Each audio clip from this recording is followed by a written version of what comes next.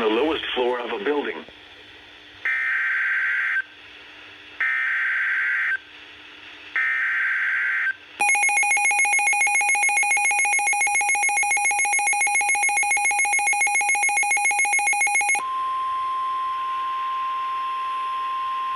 The National Weather Service in Milwaukee-Sullivan has issued a severe thunderstorm warning for northeastern Greene County in south-central Wisconsin, northwestern Rock County in south-central Wisconsin, southeastern Dane County in south-central Wisconsin, until 11 p.m. At 10:19 p.m., a severe thunderstorm was located near Brooklyn, or near Oregon, moving east at 35 miles an hour.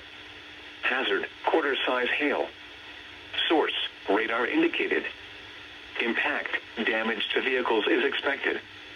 Locations impacted include Fitchburg, Stoughton, Oregon, Edgerton, Evansville, Belleville, Cambridge, Brooklyn, Fulton, Albion, Dayton, Utica, Rockdale, Cooksville, Paoli, and Indian Ford. For your protection, move to an interior room on the lowest floor of a building.